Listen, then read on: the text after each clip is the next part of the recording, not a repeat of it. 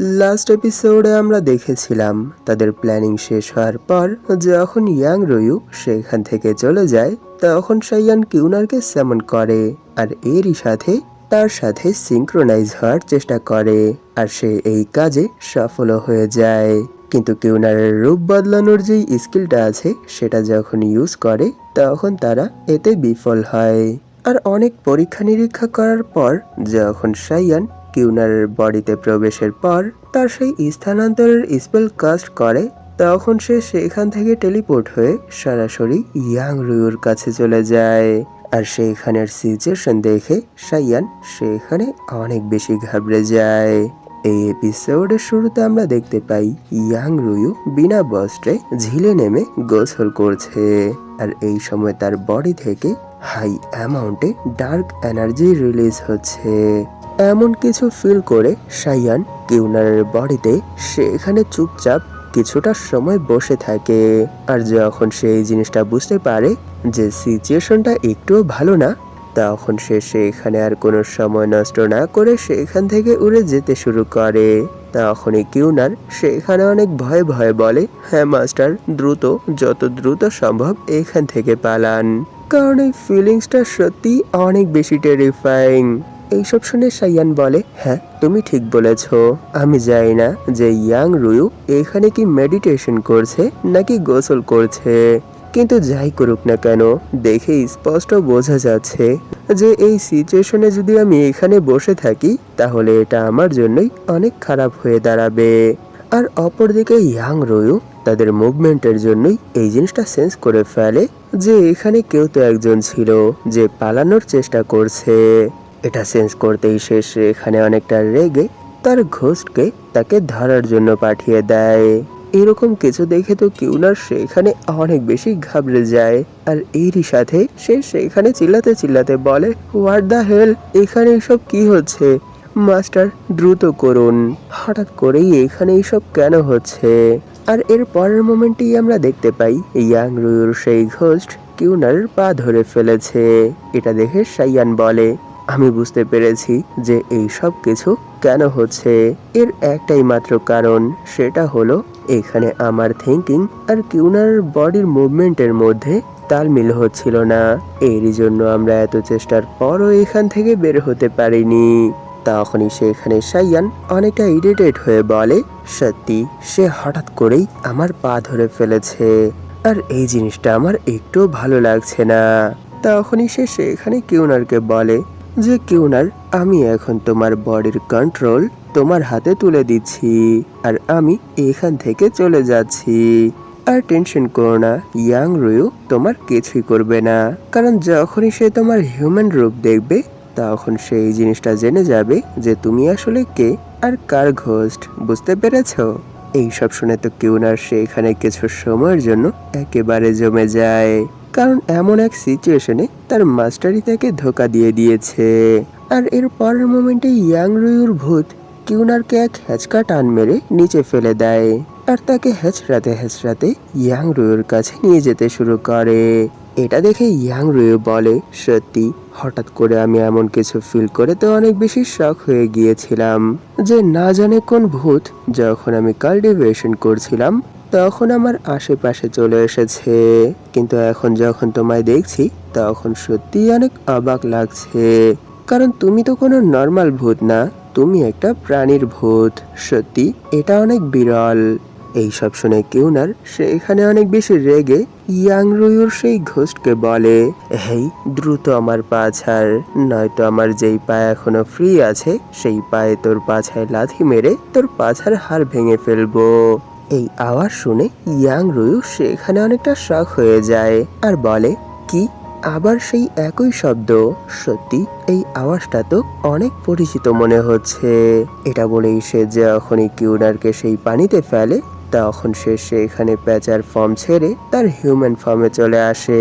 হঠাৎ তাকে এভাবে ট্রান্সফর্ম হতে দেখে ইয়াং রুয়ু সেখানে অনেকটা শক হয়ে যায়, কিন্তু এর পরের মোমেন্টেই কিউনার সেখান থেকে আর এদিক ওদিক না তাকিয়ে দ্রুত পালানোর চেষ্টা করে, কিন্তু কিছুটা দূর যেতেই সে সেখানেই থেমে যায়।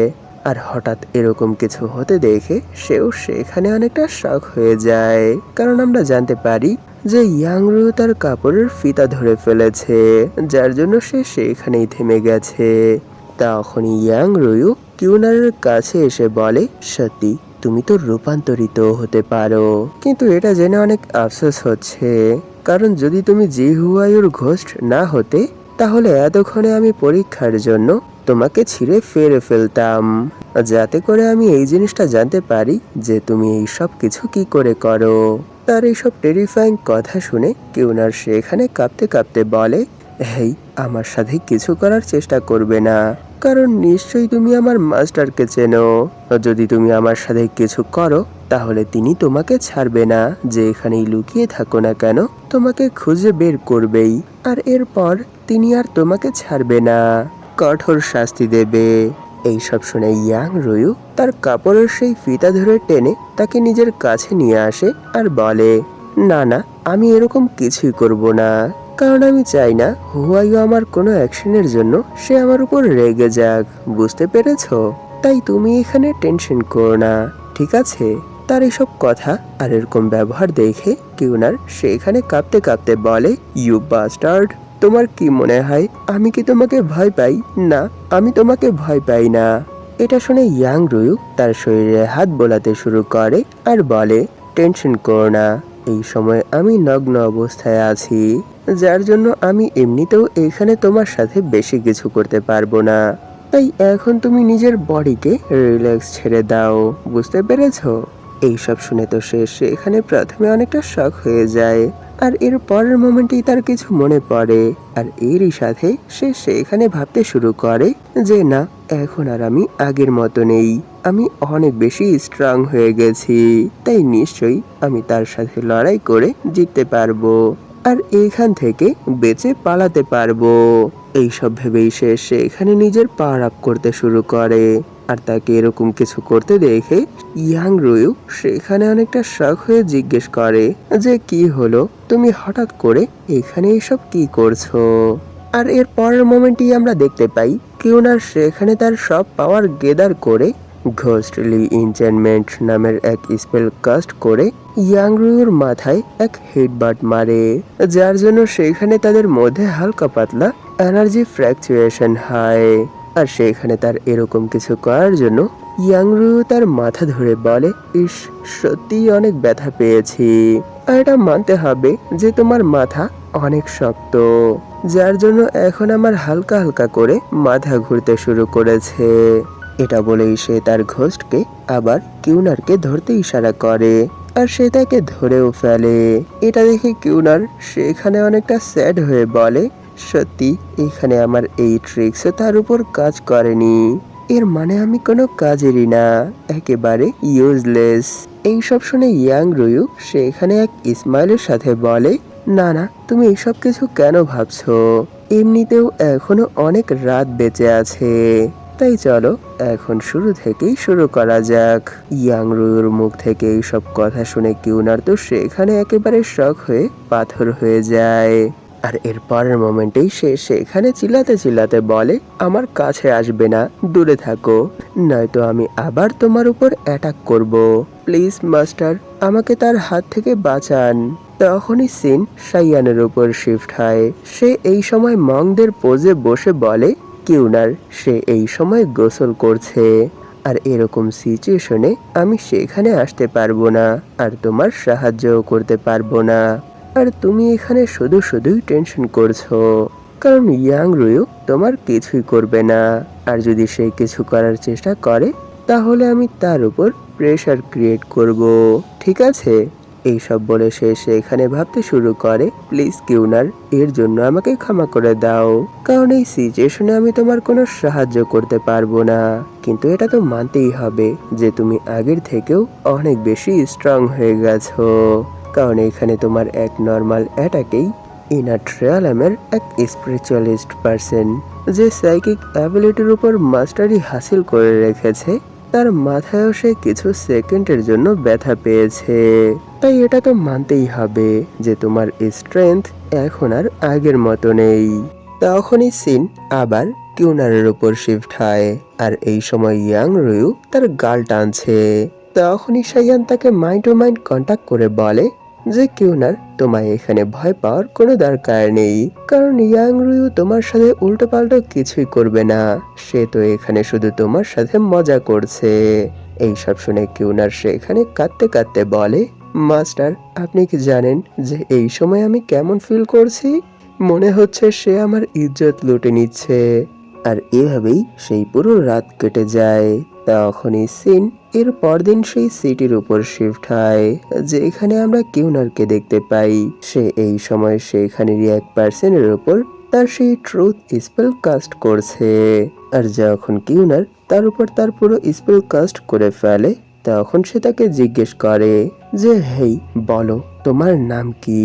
আর তোমার ভেতর এমন কোন জিনিসটা আছে যে সম্পর্কে তুমি কাউকে বলনি অথবা কাউকে বলার সাহস করো না? এটা শুনে সেই পার্সন বলে, আমার নাম ওয়াং ডুয়াং। আর আমি নিজের ভেতর যেই সত্যটা এত বছর ধরে লুকিয়ে রেখেছি, কাউকে বলতে পারছি না, সেটা হলো আমি আমাদের গ্যাংয়ের বসের সাথে প্রতারণা করেছি। আর এই সম্পর্কে আমি আজ পর্যন্ত কাউকে বলিনি। এটাই আমার লাইফের সব থেকে বড় সিক্রেট।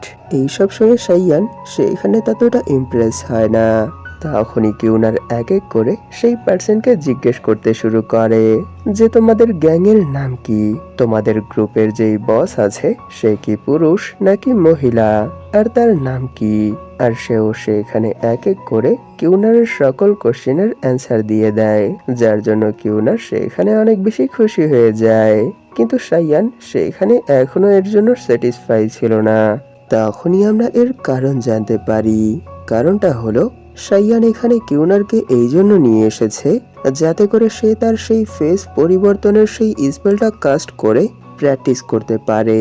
কিন্তু কিউনারের অনেক ইচ্ছে ছিল যে সে তার সেই স্পেলটা কাস্ট করে আমায় দেখাবে, যার সাহায্যে তার টার্গেট সব সময় তার প্রশ্নের সত্য অ্যান্সার করবে। আর এই সময় আমরা যেই পার্সনকে ধরে রেখেছি সে প্রি সিলেকশিয়ালের 3rd লেভেলের পার্সন। আর তার উপর তো কিউনারের স্কিল খুব ভালোভাবেই কাজ করছে, যার জন্য কিউনারও এখানে অনেক বেশি খুশি। কিন্তু যেই কাজের জন্য এখানে এসেছি সেটা তো হচ্ছেই না। আর আমরা এই টেস্ট অনেকগুলো পার্সনের ওপর করেছি যারা তার থেকেও পাওয়ারফুল, কিন্তু ইনার ট্রায়ালের নিচে, এর মানে প্রি সিলেকশিয়ালের 6, 7, 8, 9 পর্যন্ত। হ্যাঁ, এইখানে আমাদের এক্সপেরিমেন্ট প্রায় অনেকটাই সফল হয়েছে। কিন্তু এখন এখানে আমাদের মেইন টার্গেট হলো রূপ বদলানোর সেই স্পেল। যদি সেই স্পেলটাও সফলপূর্বক কাজ করে যায়, তাহলে আমাদের সকল প্রবলেম সলভ হয়ে যাবে। আর এমনিতেও টেস্টের জন্য এত পার্সেন্টকে খুঁজে বের করাটাও অনেক টাফ। প্রথমে তো ভেবেছিলাম যে ইয়াং রুইয়ের উপরও এই স্পেলটা কাস্ট করে দেখা যাক, কিন্তু না, এটা রিস্কি হয়ে যাবে। আর আমার উপর তো তার কোনো স্পেল কাজই করে না, যার জন্য সেও এটা আমার উপর টেস্ট করা যাবে না। এরই জন্য আমরা সেই দিন থেকেই কিউনারের সেই ট্রান্সফরমেশন স্কিলের উপরই প্র্যাকটিস শুরু করে দেই, যে এখানে কিউনার এক এক করে ভিন্ন ভিন্ন অনেকগুলো প্রাণীর উপর এই স্পেলটা কাস্ট করে। আর প্রতিবার এর ফলাফল একই আসে। প্রথম, দ্বিতীয় আর তৃতীয় দিন আমরা ছোট ছোট পশু পাখিদের উপর ট্রাই করি। আর যখন সেই স্পেল তাদের উপর কাস্ট হয়, তখন শুধু তাদের মাথাই চেঞ্জ হয়। আর এভাবেই পঞ্চম দিন কিউনার কাকতারুয়ার উপর এই স্পেলটা কাস্ট করে। এতে এই জিনিসটা আমি নিশ্চিত হয়ে যাই যে সে এই সময় তার সেই স্কিলের উপর যেই কন্ট্রোল আছে, তার সাহায্যে সে শুধু নন লিভিং বিংদের উপরই তার সেই স্পেলটা ভালোভাবে কাস্ট করতে পারবে। এছাড়া যদি সে তার এই স্পেল কাস্ট করার চেষ্টা করে, তাহলে সেটা ঠিক করে কাজ করবে না, যেমনটা আমরা এতদিনের টেস্টে খুব ভালোভাবেই জানতে পেরেছি। যদিও সে অনেকটা প্রোগ্রেস করে ফেলেছে, এরপরও এটা আমাদের সেই মিশনের জন্য যথেষ্ট না, কারণ আমি এতদিন তাকে এরই প্র্যাকটিস করিয়েছি যাতে করে সে এক পারফেক্ট ফেস তৈরি করতে পারে। কারণ সে যদি একবার তার পারফেক্ট ফেস তৈরি করতে পারে, তাহলে বাকি বডি আমি নিজের মতো করেই তৈরি করে নিতে পারবো। এটা নিয়ে তেমন কোনো প্রবলেম হবে না। কিন্তু এখানে সব থেকে বড় প্রবলেম হলো এটা যে তার সেই স্পেল অনেক বেশি উইক, যার জন্য হালকা একটু ইন্টারনাল এনার্জির ফ্ল্যাকচুয়েশনের জন্যই তার সেই স্পেল ডিঅ্যাক্টিভ হয়ে যায়। এরই জন্য আমার মনে হয় না তার এই স্পেলের উপর আমরা পুরোপুরি রিয়েলাই করতে পারবো। আর এইভাবেই দীর্ঘ 6 দিন প্র্যাকটিসের মাধ্যমে সে অনেকটা পারদর্শী হয়ে ওঠে। কারণ আমরা দেখতে পাই সে যখন সাইয়ানের উপর সেই একই স্পেল কাস্ট করে তখন সাইয়ানের রূপ পুরোপুরি ইয়াংরুতে বদলে যায়। এটা দেখে সাইয়ান বলে, হ্যাঁ, এখন তোমার এই স্পেলের ইফেক্টিভিটি আগের থেকে অনেকটা বেড়ে গেছে, কিন্তু এখনো এটা অনেক বেশি উইক। কারণ দূর থেকে যদিও তারা এই জিনিসটা বুঝতে পারবে না যে আমি আসলে কি ইয়াংরুয়ু নাকি অন্য কোনো পার্সন, কিন্তু কাছে আসলেই তারা এই জিনিসটা বুঝে ফেলবে। এটা শুনে কিউনার জিজ্ঞেস করে, এর মানে কি মাস্টার এখনো আমার এই স্পেলের সাহায্যে আপনার কোনো ফায়দা হবে না? এটা শুনে সাইয়ান বলে, না, এখনো আমি এটা ঠিক করে বলতে পারছি না, কিন্তু দেখো যখনই আমি টাচ করছি তখনই আমার আঙুল তোমার সেই প্রজেকশনের আর পার হয়ে যাচ্ছে। এর মানে যখনই বাহির থেকে কেউ এসে আমাকে টাচ করবে তখনই তারা এই জিনিসটা বুঝে ফেলবে যে তাদের সামনে যে পার্সন দাঁড়িয়ে আছে সে একজন ফেক পার্সন। বুঝতে পেরেছো? এইসব শুনে কিউনার সে এখানে ফুপাতে ফুপাতে কাঁদতে শুরু করে আর বলে, সত্যি মাস্টার, আমি যতটা ভেবেছিলাম এটা তো তার থেকেও অনেক বেশি কঠিন। তাকে এভাবে কাঁদতে দেখে সাইয়ান ইয়াংরুয়ুর রূপেই তাকে জড়িয়ে ধরে বলে, না না, তোমাকে এর জন্য মন খারাপ করতে হবে না, কারণ আমি একজন পুরুষ আর তুমি এই সময় আমার বডির উপর যেই পার্সনের এনচেন্টমেন্ট করেছো সে একজন নারী, এরই জন্য এতে এতটা প্রবলেম হচ্ছে। কিন্তু কাল তোমার যেই পার্সনের এনচেন্টমেন্ট আমার বডির উপর করতে হবে সে কোনো নারী না, সে একজন পুরুষ। আর যেহেতু আমিও পুরুষ সেহেতু আমিও খুব সহজেই তার চরিত্রটাকে মেনটেন করতে পারবো। বুঝতে পেরেছো? আর এরকমটা আমি ততক্ষণ পর্যন্ত করতে পারবো যতক্ষণ পর্যন্ত কেউ আমাকে স্পর্শ করবে না। এটা বলেই সে সেইখানে তার ইন্টারনাল এনার্জি রিলিজ করে কিউনারকে ছেড়ে দেয় আর বলে, কিন্তু এখানে একটা প্রবলেম আছে। দেখতেই তো পাচ্ছ যে যখনই আমি আমার ইন্টারনাল এনার্জি ইউজ করছি তখনই তোমার এই স্পেল ব্রেক হয়ে যাচ্ছে। এর মানে যতক্ষণ পর্যন্ত তোমার সেই স্পেল আমার বডির উপর চালানো থাকবে ততক্ষণ পর্যন্ত আমি আমার ইন্টারনাল এনার্জি ইউজ করতে পারবো না। এইসব শুনে কিউনার সেখানে আবার অনেকটা শক হয়ে যায়। তখনই সাইয়ান সেখানে অনেকটা গম্ভীর হয়ে বলে যে যতক্ষণ পর্যন্ত আমি এখানে যেই প্ল্যান তৈরি করে রেখেছি সেই প্ল্যান মোতাবেক সবকিছু হবে ততক্ষণ পর্যন্ত কোনো ধরনেরই কোনো প্রবলেম হবে না। কিন্তু প্রবলেম তো তখন হবে যখন জুমিং আমাকে নিজে থেকেই সেই ট্রেজার আইটেমগুলো সবার সামনে পরিদর্শন করে দেখাতে বলবে। কারণ যখনই আমি এরকম কিছু করব তখনই তোমার সেই স্পেল আমার উপর থেকে সরে যাবে আর আমার সত্যটা সবার সামনে চলে আসবে। গতকাল ইয়াংরুয়ু তার ফাইনাল প্ল্যান নিয়ে আমার কাছে এসেছিল আর তার প্ল্যান শুনে আমি এতটুকু তো বুঝতে পেরেছি যে যদি তার প্ল্যান মোতাবেক সবকিছু হয় তাহলে আমাদের এই মিশনটা স্মুথলি কমপ্লিট হয়ে যাবে।